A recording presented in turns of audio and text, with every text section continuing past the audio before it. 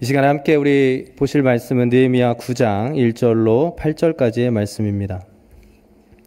느헤미야 9장 1절로 8절까지의 말씀입니다.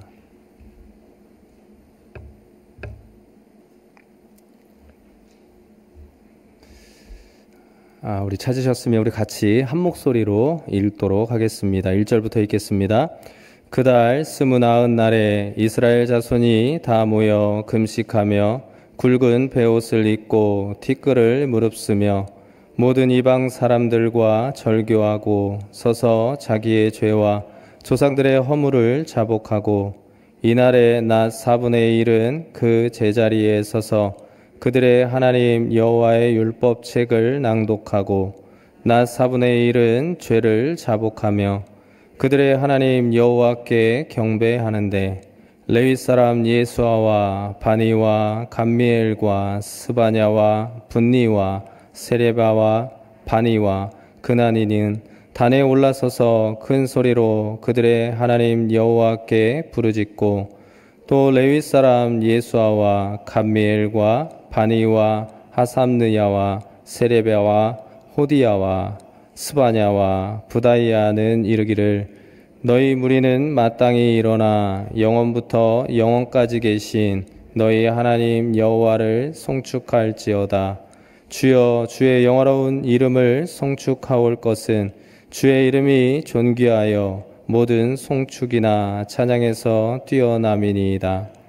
오직 주는 여호와시라. 하늘과 하늘들의 하늘과 1월 성신과 땅과 땅 위의 만물과 바다와 그 가운데의 모든 것을 지으시고 다 보존하시오니 모든 천군이 주께 경배하나이다.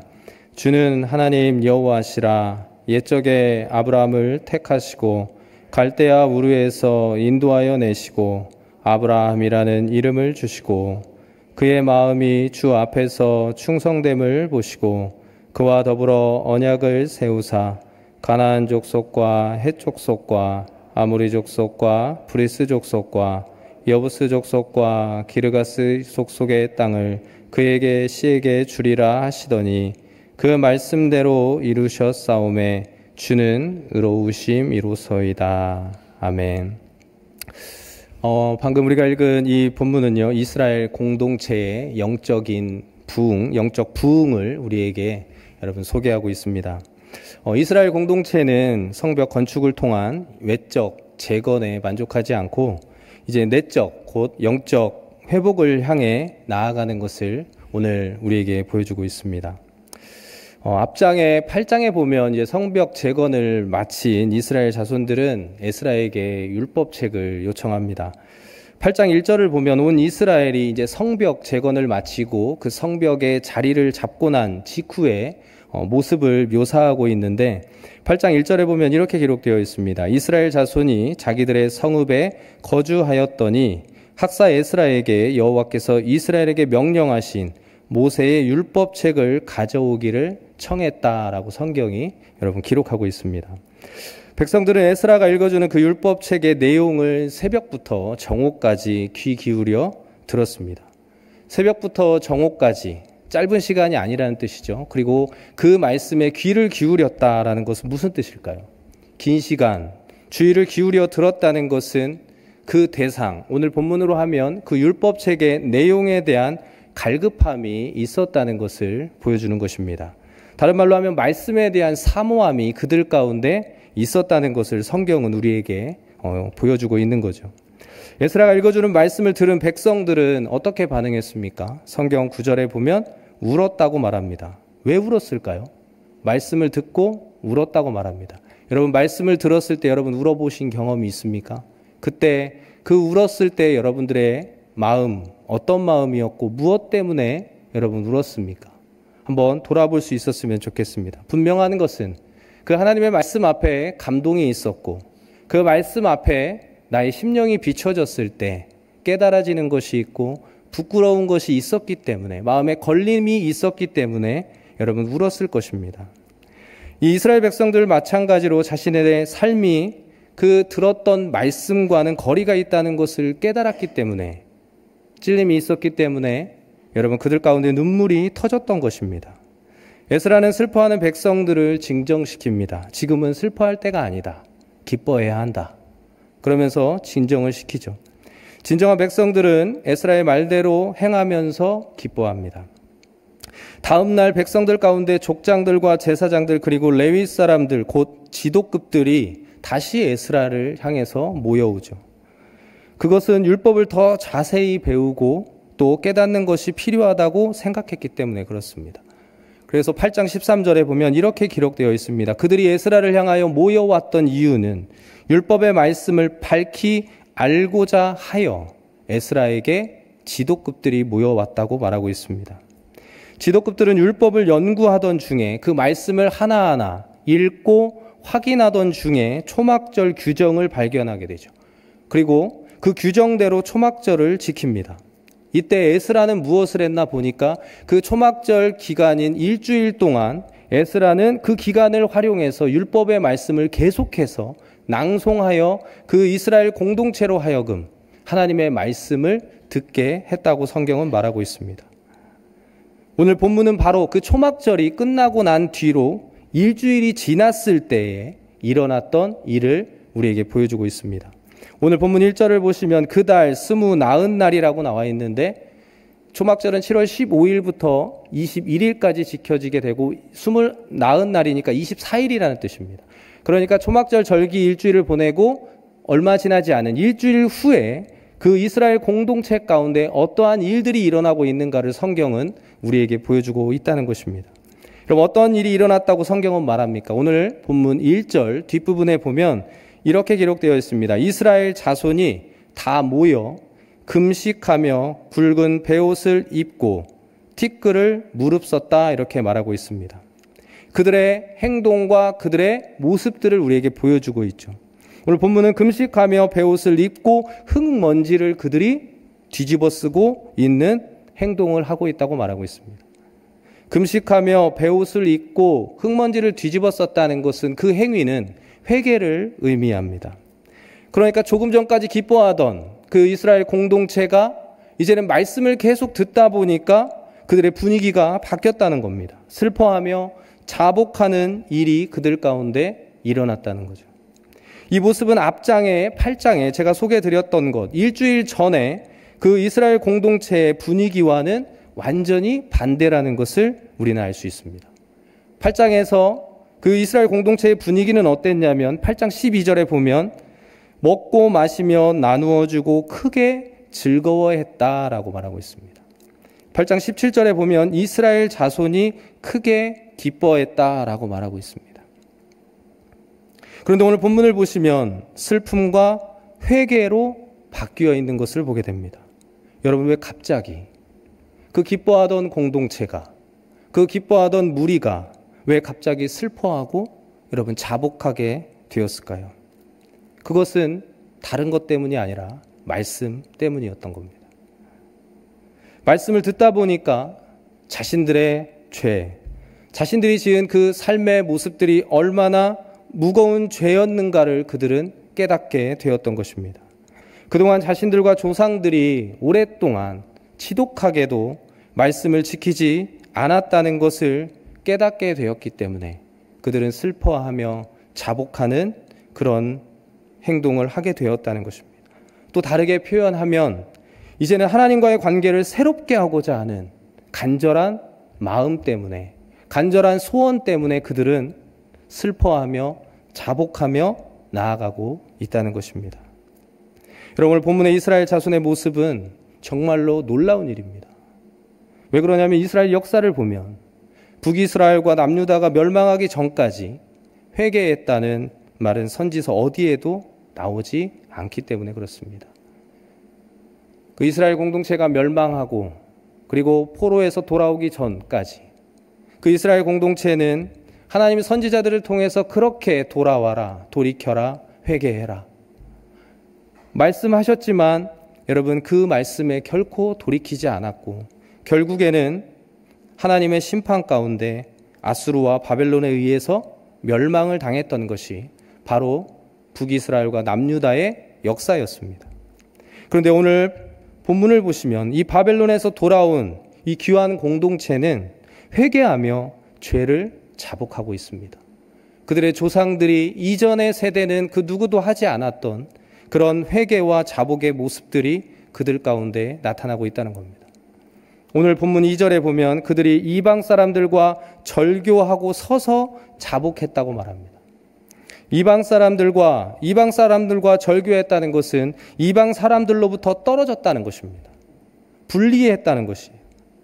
그러니까 이들은 이방 신앙과 그 문화와 섞이는 것으로부터 그들로부터 영향받는 것을 차단했다는 것입니다.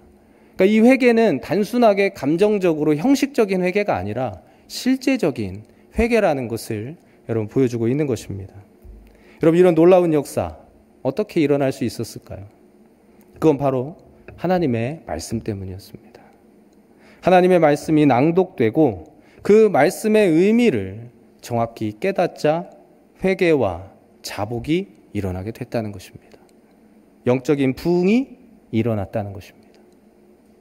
여러분, 우리 영적 부흥을 사모합니다. 영적으로 더 여러분 힘을 얻고 영적으로 더 순결해지고 새로워지기를 소망합니다. 여러분, 그러려면 우리는 어떻게 해야 될까요? 하나님은 우리로 하여금 너희들이 영적 부흥을 갈망하느냐? 그러면 오늘 본문을 보라는 것입니다. 영적인 부흥은 그냥 바란다고 되는 것이 아니라는 거죠. 영적인 회복의 토대는 하나님의 말씀이라고 분명히 가르쳐주고 계시는 것입니다. 그런데 여러분, 오늘날 우리의 모습은 어떻습니까? 하나님의 말씀과 우리의 관계는 어떻습니까? 그 말씀 앞에서 우리의 모습은 어떻습니까? 여러분, 성경 읽는 시간, 오늘 저와 여러분은 어느 정도 되십니까? 일주일에 성경 읽고 묵상하는 날이 여러분 며칠 정도 되시나요? 큐티 일주일에 몇 번 하십니까? 꼭 어떤 산술적인 숫자로 우리의 마음들이나 그런 것들을 다 표현할 수는 없지만 우선은 여러분 그것이 시작이라는 것입니다. 들어야, 시도를 해야 무엇인가 결과가 있을 것이 아닙니까? 시도를 해야 그 다음 단계가 있는 건데, 여러분 하루 우리가 8시간 근무하는 시간, 잠자는 시간 빼고 나머지 나에게 주어진 그 8시간 동안 식사도 하셔야 되고 또 여러 가지 개인의 정비들도 있지만, 여러분 그 8시간 가운데 말씀과 함께하는 시간은 오늘날 우리는 어느 정도 되나요? 여러분 각자가 한번 점검해 봤으면 좋겠습니다. 여러분 최근 말씀 성경을 읽고 그 읽은 말씀 가운데 깨달아서 여러분 실천하고 계신 그런 말씀이, 그런 내용이 있으신가요? 말씀은 많이 듣지만, 성경은 매일매일 통독해 나가지만, 그 말씀을 읽고 큐티는 하지만 깨달음 없이, 실천함 없이 오늘 나 성경 읽었다, 말씀 큐티했다, 여러분 그것으로 우리는 만족하고 있지는 않습니까? 그렇다면 여러분 우리의 자녀들, 우리 아이들은 어떨까요? 오늘날 여러분 우리 아이들은 하나님의 말씀과 세상 문화 가운데 여러분 어디 쪽에, 어느 쪽에 더 가깝다고 생각이 되십니까? 여러분 주변을 한번 보십시오. 제 주변만 봐도 하나님 말씀보다는 세상 문화가 더 훨씬 가깝게 보여집니다. 아이들은 7일 중에 하루 딱 교회에 옵니다. 나머지 6일은 세속적이고 인간적인 교육을 받습니다. 일주일이 몇 시간인 줄 아시나요? 계산해 봤습니다. 168시간. 그 168시간 중에 우리 아이들은 딱 주일날 1시간 하나님 말씀을 듣습니다. 나머지 167시간은 세상의 말과 세상의 소리를 듣고 있습니다. 여러분 계속해서 이렇게 가면 어떻게 될까요? 우리 아이들은 세상을 이길 수 있을까요? 세상 속의 그리스도인이 될 수 있을까요? 오늘날 우리 신앙 공동체로서 우리는 사명을 감당할 수 있을까요? 우리는 영적 부흥을, 우리가 그렇게 갈망하는 영적 부흥을 우리는 가까이 빠른 시일 내에 여러분 마주할 수 있을까요? 우리의 오늘날 모습을 보면 오히려 성경보다는 여러분 핸드폰이 더 가까이 와 있습니다. 핸드폰을 통해서 하나님 말씀도 읽고 듣고 또 은혜를 받고 계시겠지만, 여러분, 성경보다 핸드폰이 우리의 손에 더 가까이 와 있는 것을 보게 됩니다. 우리는 그 핸드폰을 통해서 무엇을 보고 무엇을 들을까요? 우리 어린 자녀들은요, 그 핸드폰을 통해서 아이돌, 영상과 노래와 춤들, 그런 것들을 봅니다. 우리 젊은 층들은 뭐 할까요? 게임하고 그걸로 SNS, 별스타라고, 별그램인가? 뭐 그런 걸 하더라고요. 우리는 핸드폰에 많은 시간을 쏟습니다. 그리고 여러분, 그것에 몰두하고 있다는 거죠. 여러분, 계속해서 이렇게 가면 우리가 그렇게 갈망하는 영적 부흥, 영적인 새로움들, 여러분, 더 멀어지는 일밖에 없다고 생각이 됩니다. 부디 오늘 이 말씀을 통해서 저 여러분 가운데 울림이 있고 도전이 있었으면 좋겠습니다. 어떠한 도전이 있어야겠습니까? 말씀에 대한 갈급함이 저 여러분 가운데 있기를 소망합니다. 말씀에 대한 사모함이 저 여러분 가운데 있기를 소망합니다. 우리는 말씀을 가까이 해야 합니다. 그리고 그 말씀에 귀를 기울여야 합니다. 그리고 그 말씀을 알려고 힘써야 합니다. 오늘 분량 읽었다, 오늘 큐티 했다가 아니라 그 말씀을 읽고 연구하고 묵상하고 그 묵상한 내용 가운데 그것들을 내 삶에 오늘 적용할 것은 무엇인가까지 우리는 몸부림을 쳐야 된다는 것입니다. 그럴 때 여러분, 영적인 부흥이 일어나는 것입니다. 부디 우리 온누리 공동체 가운데 어린 아이에서부터 우리 어르신에 이르기까지, 그리고 남녀 불문하고 모두가 하나님의 말씀에 귀 기울이고 그 의미를 정확히 깨달아서 영적인 부흥이 일어날 수 있기를 소망합니다. 우리의 영혼이 새로워지고 하나님의 말씀으로 힘을 얻어서 세상 가운데 그리스도인으로 우뚝 서는 놀라운 역사가 있었으면 좋겠습니다.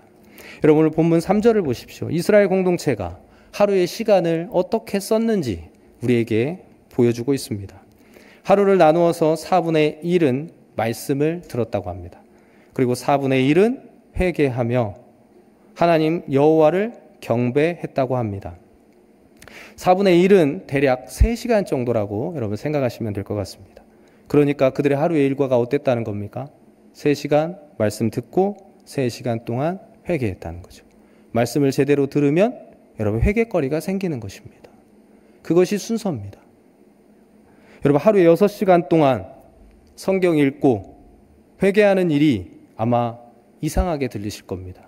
오늘날 우리의 삶을, 바쁜 일상들을 놓고 볼 때, 아, 이거는 현실적으로 불가능한 일이다 라고 생각이 들 것입니다. 그런데 여러분, 교회 역사 가운데 실제로 그런 일들이 있었습니다. 우리나라 교회 역사, 초대 역사 가운데 평양 대부흥 운동이 바로 그 사건이었습니다. 많이들 들어보셨겠지만 평양 대부흥 운동은 1907년에 평양을 중심으로 해서 일어나서 전국 교회로 확산된 한국 교회의 대표적인 부흥 운동입니다. 이 시작은 처음에는 그 외국인 선교사인 하디 선교사를 통해서 시작이 됐는데 그 평양에 있는 길선주 장로님에 의해서 전국적으로 확산이 됐습니다. 이 평양 대부흥 운동의 특징은 뭐냐면 성경 공부하는 사경회 가운데 일어났다는 것입니다. 그 사경회 가운데 말씀을 살펴보는 그 모임 가운데 이 부흥 운동이 일어났고, 그 말씀을 살펴보며 기도하는 가운데 철저한 회개가 나타났던 것입니다. 오늘 이스라엘 공동체도 마찬가지입니다. 초막절이 끝났는데도 그들 안에는 계속해서 말씀이 낭독되는 일들이 일어나고 있습니다. 그리고 그 말씀을 들은 자들 가운데 죄를 자복하는 일들이 일어났던 것입니다. 여러분, 이 사건을 통해서 가르쳐주는 것은 무엇입니까? 영적인 부흥은, 새롭게 되는 것은, 그 일의 기준은, 토대는 말씀이라는 것입니다. 말씀을 통해 회개와 경배가 여러분 일어난다는 사실을 저 여러분 믿으실 수 있기를 바랍니다. 여러분, 프로그램, 또 좋은 관계, 좋은 분위기 여러분 필요합니다. 그러나 신앙 공동체 가운데 정말 본질은 무엇이냐면 말씀과 기도라는 것입니다. 말씀이 올바르게 선포되고 그 선포된 말씀이 바르게 이해하는 일이 있을 때 여러분 진정한 영적인 부흥이 일어난다는 것입니다. 그래서 우리는 매일매일 우리의 영혼을 말씀 앞에 세우려고 애를 써야 됩니다. 예배에, 그래서 우리는 예배에 빠지면 안 됩니다. 여러분, 예배에 빠지지 마시고 그 예배 가운데 나와서 하나님의 말씀을 계속해서 들으시고 우리의 영혼을 그 말씀 앞에 세우시는 그런 은혜가 있었으면 좋겠습니다. 또한 교회 안에서 준비되고 진행되고 있는 여러 가지 교육들에도 여러분들이 참여하시면 좋겠습니다. 그리고 개인적으로 여러분들의 시간들을 보내실 때 그 시간에 성경을 읽으시고 그 성경 안에서 정말 이 말씀을 통해서, 이 이야기를 통해서 하나님은 무엇을 말씀하기를 원하실까? 오늘 나에게 무엇을 들려주기를 원하실까? 여러분, 물어가며 그 말씀 붙잡고 씨름하는 저 여러분이 될 수 있기를 바랍니다. 그래서 정말 개인의 영적인 회복과 공동체의 영적인 부흥을 경험하는 우리 오늘의 교회가 될 수 있기를 간절히 기도합니다. 여러분, 이어지는 4절 그리고 5절 앞부분을 보시면 이제 레위인들의 모습을 우리에게 묘사합니다. 이 레위인들은 두 가지 행동을 하는데 첫 번째로 그들은 하나님을 향하여 부르짖습니다. 이 부르짖음은 어떤 의미가 있냐면 죄를 깨닫고 하나님 앞에서 통회하는 회개의 모습을 말하고 있습니다. 레위인들이 앞서서 그 백성들보다 앞서서 하나님을 향하여 통회하며 회개하는 모습을 보여주고 있다는 것입니다. 여기서 이 부르짖다는 말의 그 원어의 의미는 고통과 회개 가운데 하나님을 간절히 부르는 것이라고 의미하고 있습니다. 그러니까 레위인들은 이 공동체를 대표해서 죄를 철저히 인정하고 은혜를 구하는 절규를 하고 있는 것입니다. 그 백성들을 지금 어디로 이끌고 있냐면 그 통회의 자리 가운데로 이 레위인들이 이끌고 인도하고 있다는 것입니다. 두 번째로 레위인들이 했던 행동은 무엇이냐면 바로 여호와를 송축하라는 그 명령을 하고 있는 것입니다. 5절에만 보시면 여러분 한번 같이 읽어볼까요? 읽겠습니다.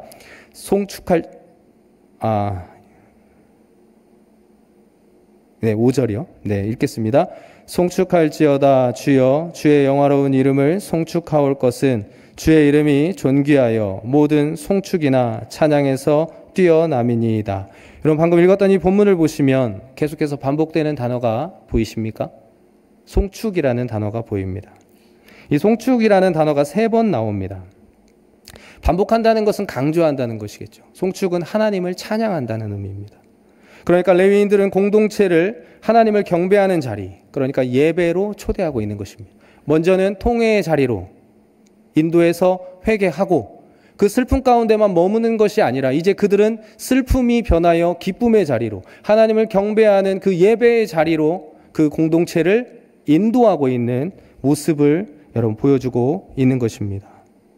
따라서 오늘 본문의 레위인들은 어떤 사람들인가 하면은 이 회개를 시작하게 하는 그 일을 감당하는 사람들입니다. 그리고 그 회개 가운데 슬퍼하거나 죄책감으로 주저앉아 있는 자들을 그렇게만 있는 것이 아니라 다시 일으켜 세우는 일을 감당하고 있습니다. 그리고 그 백성들을 다시 일으켜서 하나님을 예배하는 자리로 인도하는 그 역할을 하고 있다는 것입니다. 여러분, 오늘 레위인의 모습을 보면서 여러분 뭐 혹시 느껴지시는 거 있으십니까? 저는 이 부분을 보면서 다시 한번 이 땅에 사는 동안 제가 해야 될 역할이 무엇인가에 대해서 다시 한번 생각해 보게 됐습니다. 나의 역할은 뭘까? 하나님께서 나에게 가정의 가장으로서, 남편으로서, 아버지로서의 역할을 주셨고, 공동체 안에서는 정말 사역자로서 역할을 주셨고, 또 한 지역에, 이 전라북도 전주라는 곳에 한 지역에 사는 사람으로서 나를 세워주셨는데 나는 어떤 역할을 감당해야 하는가? 여러분, 우리는 조심해야 됩니다. 저도 가끔은 생각 없이 살다 보면 이럴 때가 있더라고요. 그냥 아이들 뒷바라지 잘해서 좋은 학교 가고 좋은 직장 들어가서 좋은 집에서 남들 부러워할 정도로 살게 만드는 것. 여러분, 이게 삶의 목표가 될 수도 있겠더라고요. 또 노년에는 돈 걱정, 아직 제가 뭐 노년을 걱정할 때는 아니지만 노년에는 돈 걱정이나 건강 걱정 않고 즐겁게 살다 가는 것. 여러분, 그런 생각만 갖고 살 수도 있겠다는 생각이 들더라고요. 근데 오늘 본문의 말씀을 보면서 레위인들이 그 역할들을 하는 것들을 보면서 다시 한번 생각해 보게 되었습니다. 하나님은 왜 나를 이 세상에 두셨을까? 나에게 왜 가정과 공동체와 지역을 허락하셨을까? 하나님은 내가 그곳에서 어떻게 살다가 하나님께 오기를 바라실까? 내가 해야 할 일은 무엇일까를 생각하게 됐다는 것입니다. 여러분, 하나님께서 원하시는 것은 다른 것이 아니라 죄와 타락으로 오염되고 왜곡된 이 피조 세계를, 그리고 그 피조 세계를 하나님의 창조 질서대로 다시 회복하기를 하나님은 원하십니다. 그 일을 위해서 교회를 두셨고 저와 여러분을 구원하셨다는 것입니다. 깨어진 그 샬롬, 그 에덴의 샬롬을 하나님은 다시금 회복하기를 원하십니다. 그래서 저와 여러분을 이 땅에 두셨다는 것입니다. 우리는 복음으로 하나님의 그 창조 질서와 원리를 따라서 가정, 공동체, 지역을 섬겨서 회복시키는, 여러분, 그 일이 우리가 해야 하는 일이라는 것입니다. 그러기 위해서는 어떻게 해야 될까요? 여러분, 회개가 시작되어야 하는 것입니다. 그리고 다시 일으켜 세워야 하는 것입니다. 그리고 무엇보다도 하나님을 경배하는 그 자리로 여러분 인도해야 하는 것입니다. 어떻습니까? 저와 여러분을 통해서 회개가 시작되고 있습니까? 저와 여러분은 사람을 일으켜 세우고 있습니까?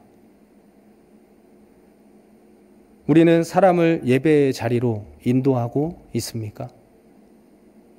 오늘 본문의 레위인들처럼 여러분 앞서 회개하고 그리고 다시 일으켜 세우고 하나님을 경배하는 그 예배의 자리로 인도하는 일에 앞장서는 저와 여러분이 될 수 있기를 간절히 소망합니다. 여러분, 레위인들의 인도로 이제 회개와 예배가 시작되는 것을 보게 됩니다. 그때 레위인들은 하나님을 향하여 기도합니다. 오늘 본문에 이제 5절 후반절부터 해서 31절까지는 그 기도문의 내용이라고 할 수 있는데 오늘 본문 6절을 우리 한번 같이 읽어보도록 하겠습니다. 읽겠습니다. 시작.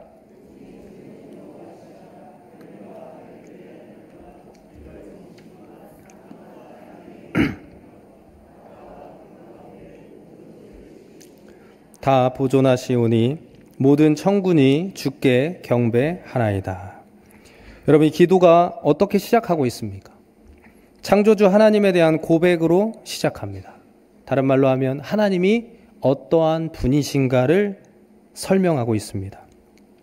여러분, 이어지는 내용 9장 끝부분까지 계속해서 보면 전부 어떤 내용이냐면 하나님이 어떤 분이신가를 보여줍니다. 하나님이 이때 하나님이 보여주신 은혜, 이때 하나님은 어떻게 행하셨고 어떤 은혜를 베풀어 주셨는가에 대해서 이 레위인들은 지금 고백하고 있는 것입니다. 여러분, 그들은 왜 하나님이 과거에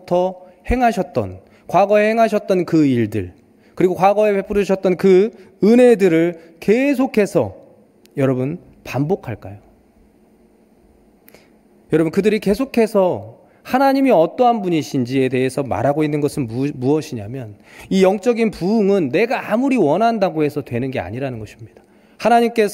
하나님으로부터 열어지는 것이기 때문에 그들은 하나님을 향해서 초점을 두고 그 하나님이 베푸신 은혜를 계속해서 고백하고 있는 것입니다. 내가 아무리 결심하고 새 시대라고 선포해도 하나님이 허락하시지 않으면 의미 없는 행동일 뿐이라는 것입니다. 그러므로 여기서부터 온통 하나님이 어떠한 분이신가를 여러분 보여주고 있는 것입니다.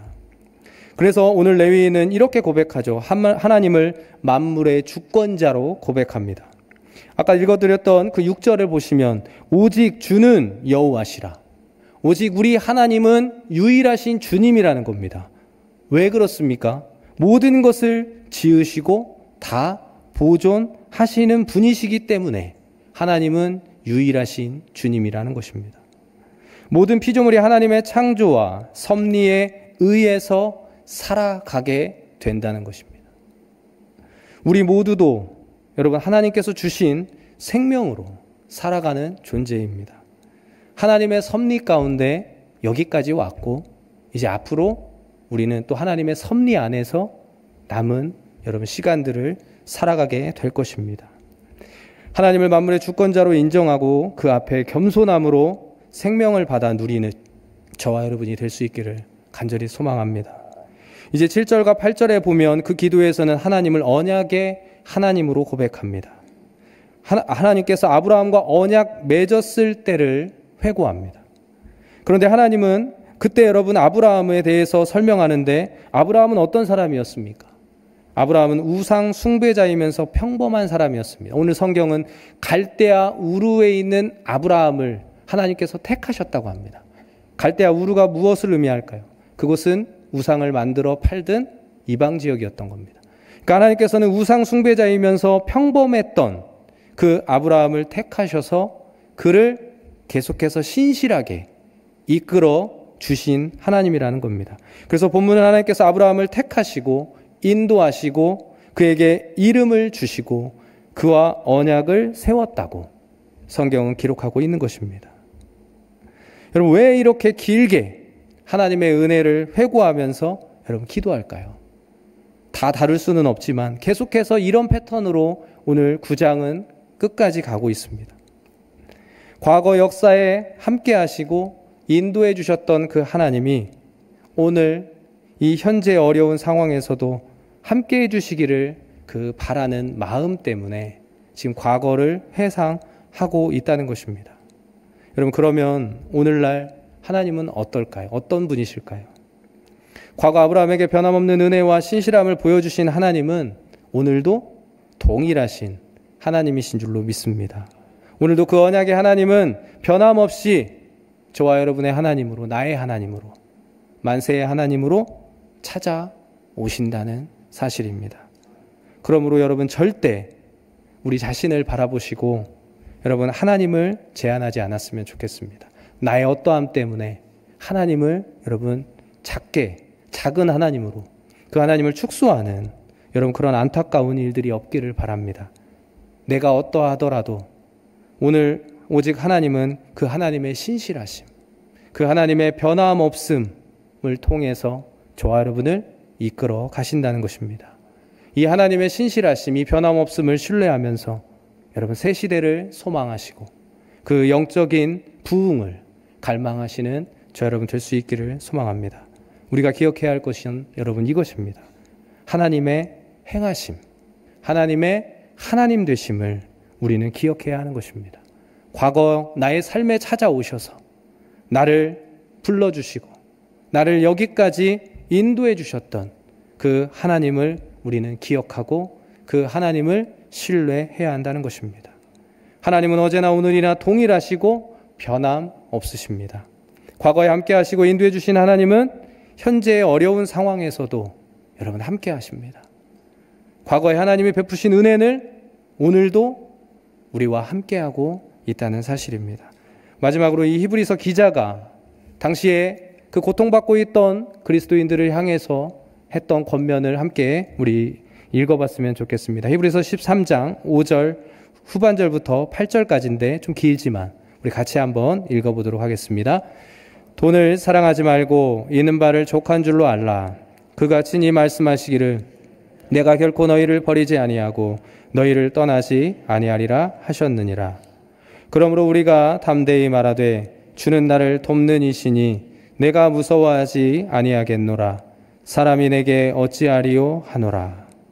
하나님의 말씀을 너희에게 일러주고 너희를 인도하던 자들을 생각하며 그들의 행실의 결말을 주의하여 보고 그들의 믿음을 본받으라.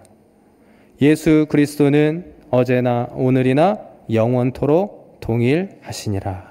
아멘. 여러분, 하나님께서는 우리에게 분명히 말씀하십니다. 영적인 부흥은 말씀을 통해서 일어난다.